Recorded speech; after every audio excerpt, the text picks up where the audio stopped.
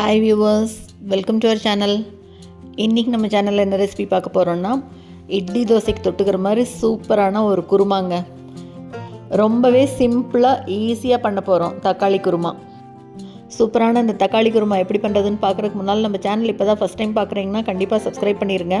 கூடவே பக்கத்தில் இருக்கிற பெல் ஐக்கானில் ஆளுங்கிறத தட்டி விடுங்க. ஸோ நான் போடுற வீடியோ எல்லாமே உடனுக்குடனே நோட்டிஃபிகேஷனாக வந்துடும். வாங்க இந்த தக்காளி குருமா எப்படி பண்ணுறதுன்னு பார்க்கலாம். இதுக்கு முதல்ல ஒரு மிக்ஸி ஜாரில் 3 தக்காளியை 2ஆக கட் பண்ணி இந்த மாதிரி சேர்த்துட்டு 3 பச்சை மிளகாய் சேர்த்துட்டு கூடவே ஒரு சின்ன துண்டு இஞ்சி, ஒரே ஒரு பெரிய வெங்காயத்தை நீட்டமாக கட் பண்ணி சேர்த்துட்டு இது கூடவே கொஞ்சமாக தேங்காய் சேர்த்துக்கலாம். இப்போ இது கூட 2 டேபிள் ஸ்பூன் அளவுக்கு பொட்டுக்கடலை சேர்த்துக்கிறேன்.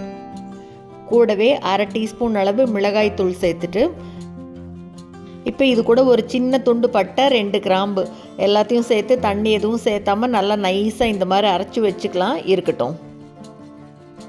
இப்போ ஒரு பேனில் எண்ணெய் சேர்த்திட்டு எண்ணெய் நல்லா சூடான உடனே இது கூட கடுகு சேர்த்துக்கலாம். கூடவே 1/2 டீஸ்பூன் அளவு சீரகம் சேர்த்துக்கிறேன். இப்போ இது ரெண்டும் நல்லா பொரியணும். ரெண்டும் நல்லா பொரிஞ்சு வந்த உடனே இது கூட கொஞ்சமாக பெரிய வெங்காயத்தை படிப்படியாக கட் பண்ணி சேர்த்துட்டு வதக்கிக்கலாம். காய் எதுவும் சேர்த்தாமல் தக்காளி அரைச்சி தான் இந்த குருமா செய்கிறோம். அதனால் கொஞ்சமாக வெங்காயம் தக்காளி ரெண்டையும் வதக்கி போட்டு பண்ணும்போது பல்லில் அங்கங்கே அகப்படும் போது நல்லா இருக்கும் இந்த குருமா.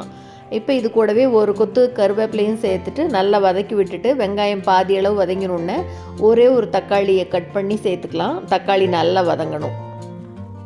ரொம்ப சுலபங்க இந்த குருமா செய்கிறது. கிட்டத்தட்ட 1 பாட் ரெசிபி மாதிரி தான்.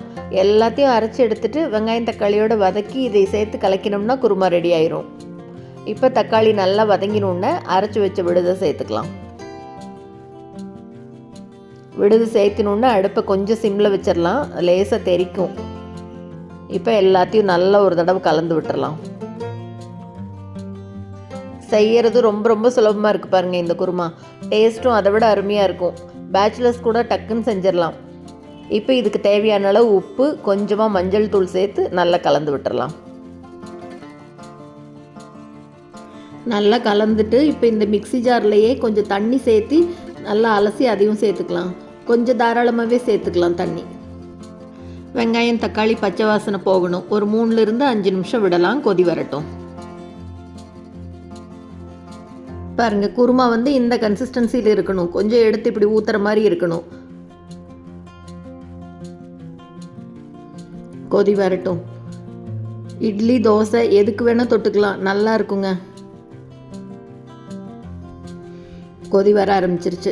நல்லா 5 நிமிஷம் கொதிச்ச உடனே இப்போ அடுப்பை ஆஃப் பண்ணிவிட்டு இது மேலேயே எப்படி பொடியாக கட் பண்ண கொத்தமல்லி தலையை தூவி விட்டுறலாம். அவ்வளோதாங்க. ரொம்ப சுலபமாக தக்காளி குருமா ரெடி பண்ணியாச்சு. சூப்பரான இந்த ரெசிபியை நீங்களும் செஞ்சு பார்த்துட்டு மறக்காமல் கமெண்ட்டில் சொல்லுங்கள். இந்த வீடியோ உங்களுக்கு பிடிச்சிருந்ததுன்னா லைக் பண்ணுங்கள், ஷேர் பண்ணுங்கள், கமெண்ட் பண்ணுங்கள். மறக்காமல் நம்ம சேனலை சப்ஸ்கிரைப் பண்ணுங்கள். கூடவே பக்கத்தில் இருக்கிற பெல் பட்டனையும் தட்டி விடுங்க. ஸோ நான் போடுற வீடியோ எதுவுமே மிஸ் பண்ணாமல் பார்க்கலாம். தேங்க்ஸ் ஃபார் வாட்சிங்.